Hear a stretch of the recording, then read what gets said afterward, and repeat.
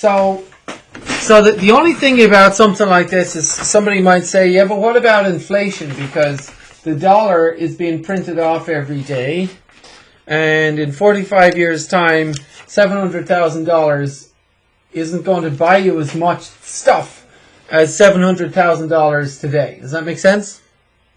So $700,000 in 2022 is going to buy you a lot more stuff than 2067. I mean, for example, you know, you could probably get 2 houses for that in 2022, but by 2067, you might only get a trailer. Make sense? Because the dollar decreases in value, right? So how do we adjust for inflation? How do we take that into consideration? So what we're going to do is we're going to roughly adjust for inflation, okay?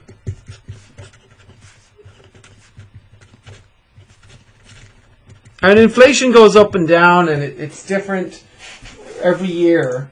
But what we do know is that pretty much for the last 100 years, the average overall inflation rate,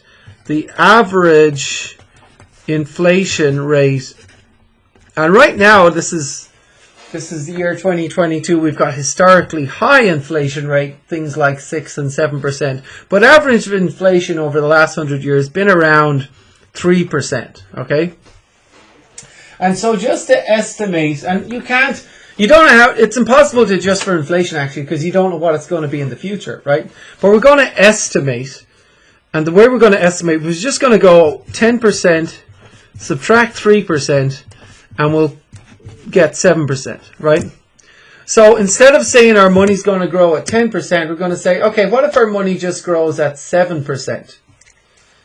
And again, it's for 45 years. We already figured out it's for 45 years, right? So it's 10%, it's 100,000 at 10% compound interest for 45 years at 7%, okay? Oh, sorry, 45 years, 45 years, sorry, just write this out, 10,000, and it's going to be invested sorry, I'm confused now. So it's just this. It's for 45 years. We're going to take 10,000 and invest that at 7% compound interest. Okay, so let's see what you'll get this way.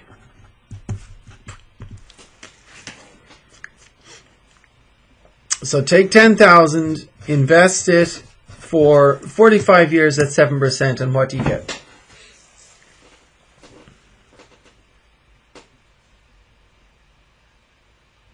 Right. Yeah.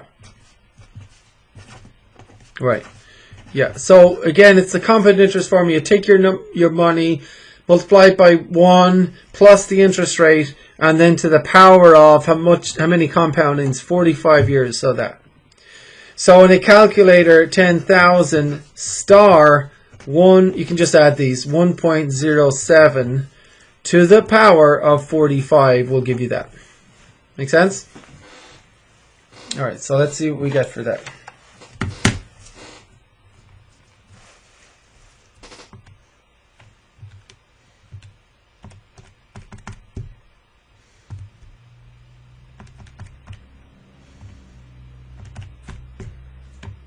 Good. We got 210. I'm going to put a comma there, 024.52 is the nearest cent. And it asks us to round to the nearest 100,000, right? Yeah. So round to the nearest $100,000. So it's actually 210,024. So round that to the nearest 100,000, what do we get?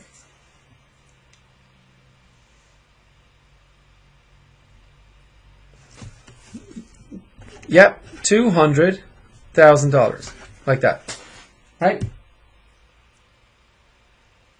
Which is interesting. So are you okay with that?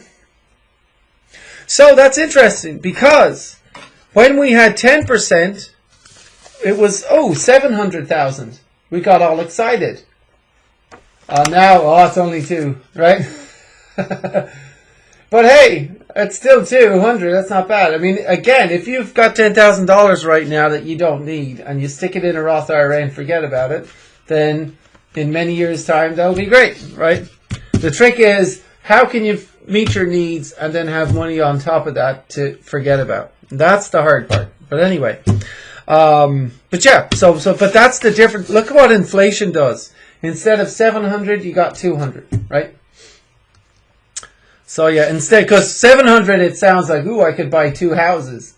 200,000 is more like, maybe a really small house, or a single wide, or a half a house. You know what I mean?